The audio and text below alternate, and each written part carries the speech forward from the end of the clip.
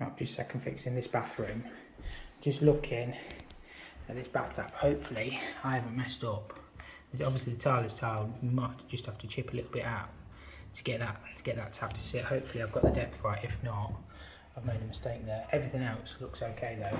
But that's what I'm going to do first, because I feel I might have made a mistake. Hopefully I haven't, but it is what it is. If I have, I'll have to get over it. Right, I'll turn the water off and open the tap downstairs. Hopefully it should breathe in when we take this plate off. Got to be a bit careful because all the ceiling's painted downstairs. I don't want to make a mess.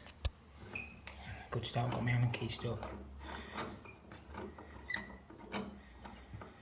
And hopefully we should just be able to drop the tap in if I've got my measurements right. Right, we'll just carefully lift this up and hopefully it breathes in.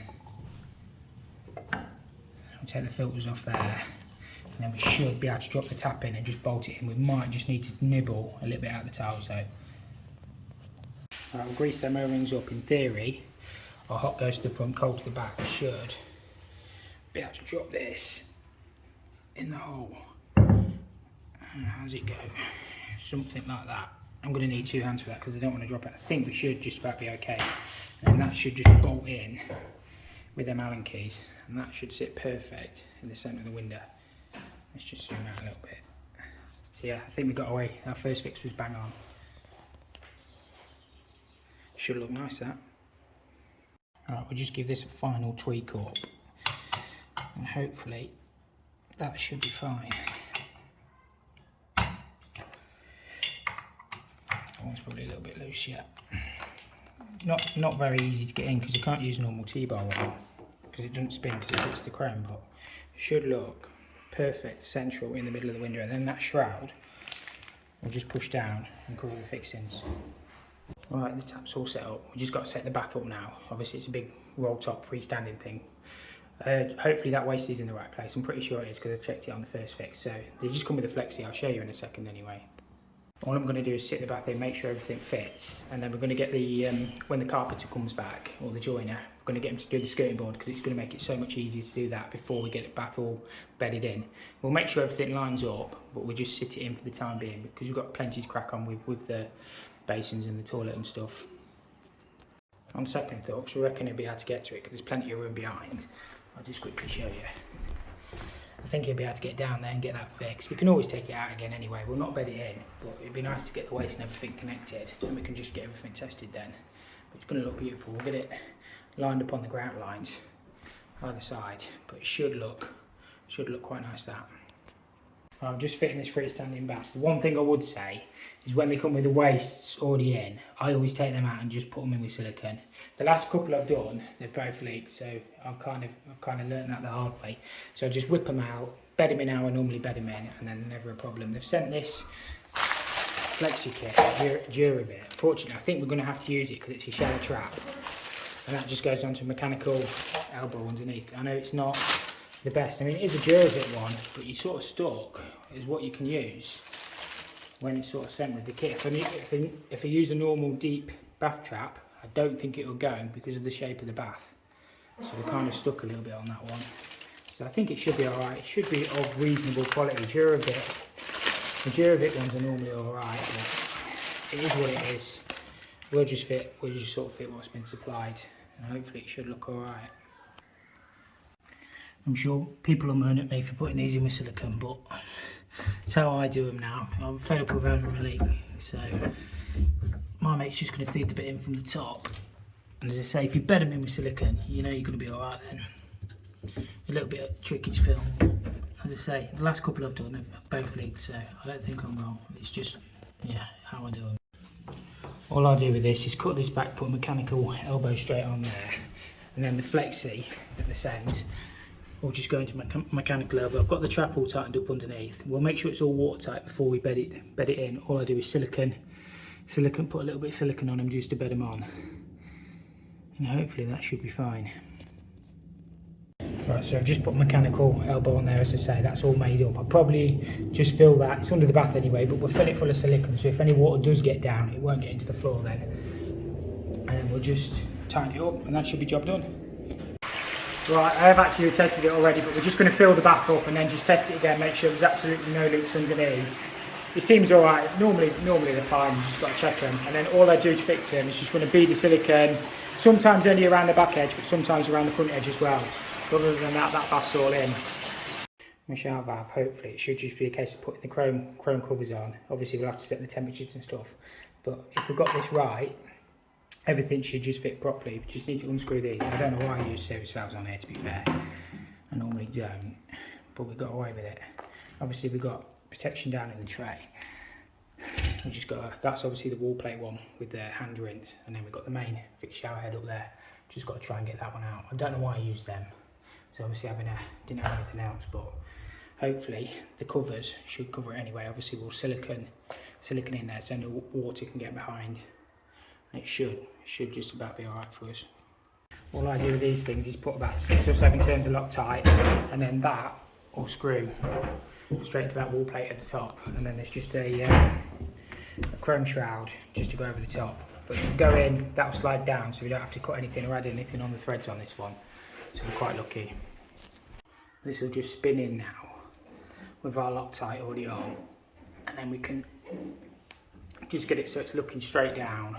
A little bit hard to film and do one-handed. You don't really need to put grips or anything on like that. It just hand tight normally does these, to be fair. And then all I do is fill the gap with silicone so no water can get behind there whatsoever.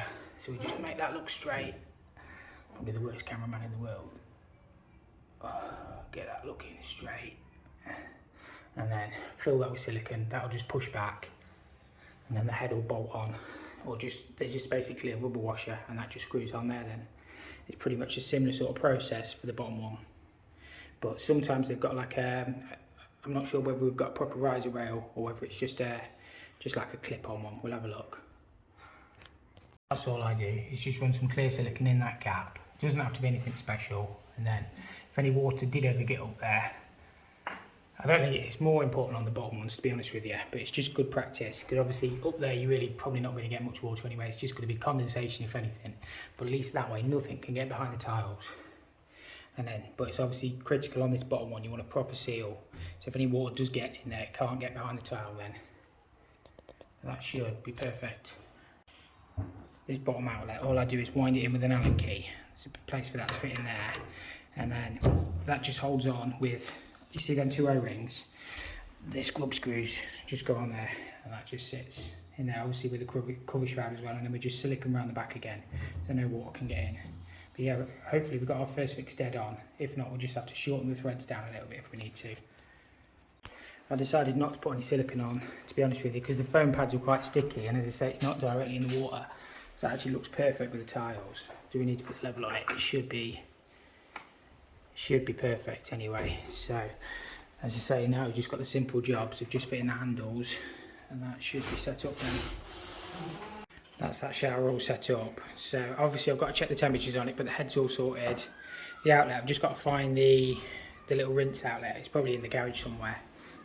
And then obviously we'll get all cleaned out, get silicone up, and then we've just got the screen's just one piece of glass with I'm not too sure how the grab bar is going to work yet, because obviously it's going to be higher, whether we can get on the ceiling. I think that's what we sort of discussed at the time, if I honestly remember.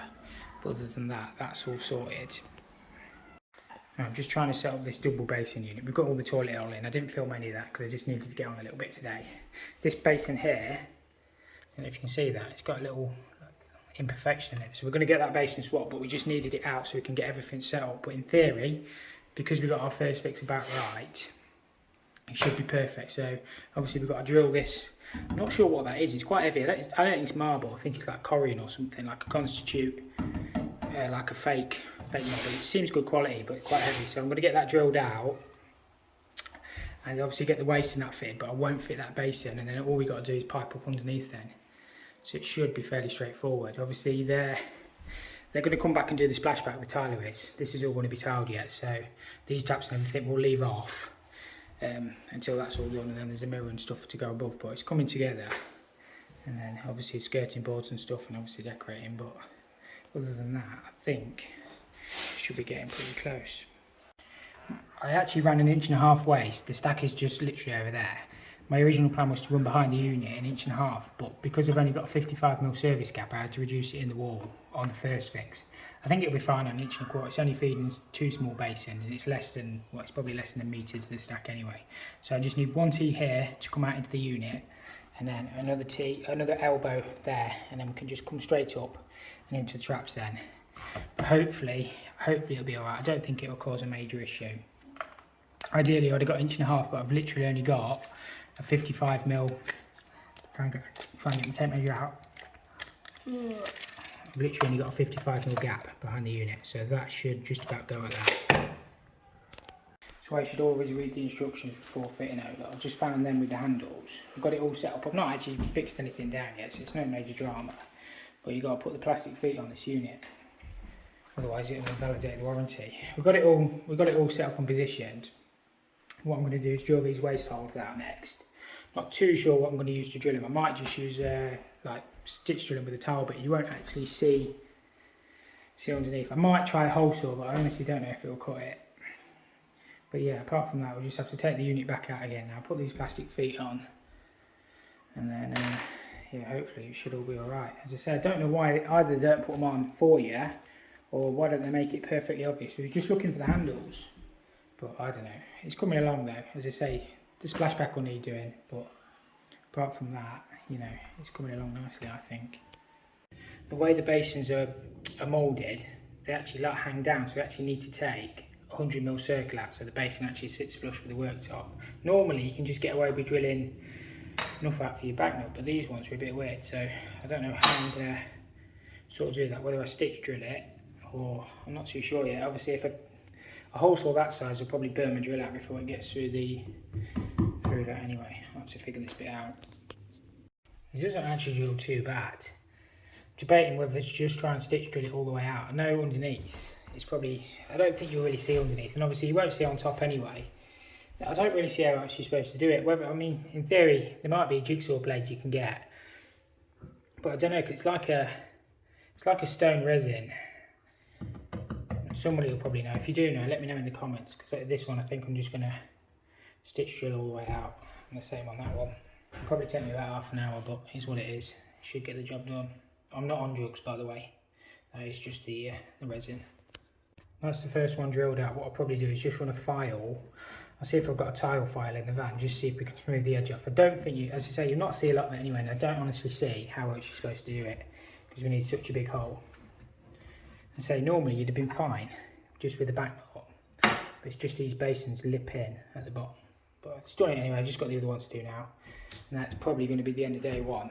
So we've got, as I say, Jacob's been working on the toilet, all the showers in, we just got the screen to do, and obviously siliconing up. We're pretty much getting there then. We haven't screwed the toilet down because we didn't put the electric underfloor heating in, and I've honestly no idea where it's run. So what I'll probably do is just seal around the outside. I don't want to hit the cable or the matting, and then obviously have to take all the tiles up and everything, so it's going to cause me a world of pain. As I say, I'm not 100% sure where the electrician would have run the cable, so I don't really want to fix anything down. That's just how I do it. I've just set this basin tap up. Obviously we've got a splashback going behind here yet, but we've still got all that tile depth or splashback depth to play with. We've got all the water on. That basin there we've not done the waste on because we need to get it swapped, because it's obviously slightly marked. But apart from that, we're pretty much getting there with this bathroom. I think it's all looking really good, to be fair. Right, we're just fitting this shower screen. It's actually got brackets we need to drill into the tile as well, but they only give you fixings top and bottom, none in the middle. So we're going to put an extra hole in the middle just to stop it rocking. I mean, it's fully fixed, but I don't know why they don't just give you a hole, so we'll just drill that out. Obviously I always put silicone behind mine. It's controversial. We need to wipe off the excess, but that's how I always do mine. If you ever need to get it off, you can get them off, but it just stops any water getting behind them. I know manufacturer's instructions will probably say don't, but I always do. Never had a problem. I'm using these diamond tip drill bits. The thing with these ones, you have to keep them cool, otherwise they'll just burn out. Obviously these are porcelain tiles. This screen's just got some brackets, we just fixed the wall. Obviously the brace bar along the top, I've already done the top one, so it looks something like that. I think it just helps support it because it's so thick. This screen actually weighed a ton as well. I've never lifted one as heavy as this in all my life, but it's in now anyway. So it's coming together lovely, I think. I know somebody will spot it, but I did seal behind the profile before I bedded the vertical on. If you don't, water will get underneath there and leak out. So it is all sealed. Obviously, I'll get all the tray clan out and then we'll do the final seal at the end. But you need to make sure you fill that with silicone, otherwise water will just get out underneath. That's pretty much me done for the time being. Obviously, as I've already said, we've got the splashback to do. What I generally do is leave all the silicone up until all the other trades are done. Obviously, we'll have to check the temperatures and stuff on the shower.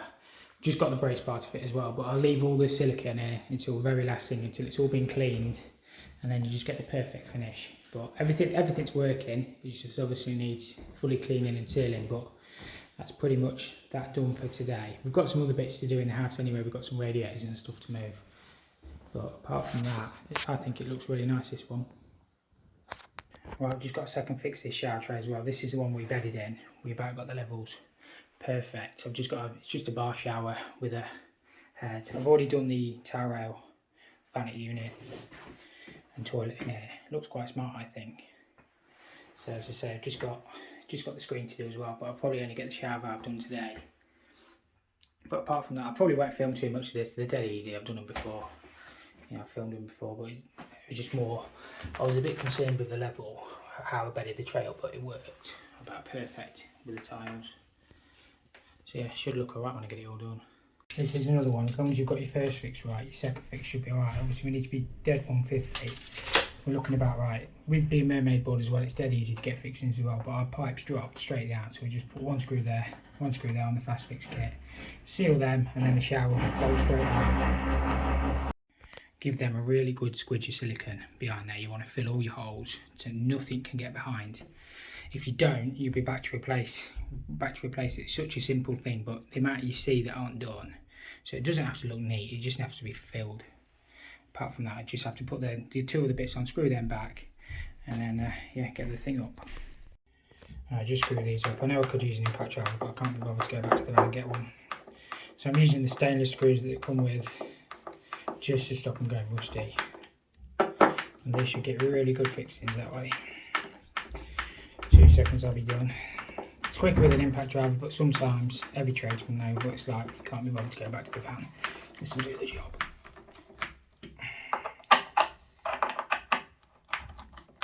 There we go. And all you have to do is just nip these up. I use a little bit of jet blue on my olives as well. You don't have to. You're kind of trying to hold on the flat faces that they send. You can use a spanner, but got the grips there. You just have to make sure that they don't protrude through, otherwise it will crush your washer and you won't get a proper seal. So we can just screw the cover caps on, and then we can bolt the shower on.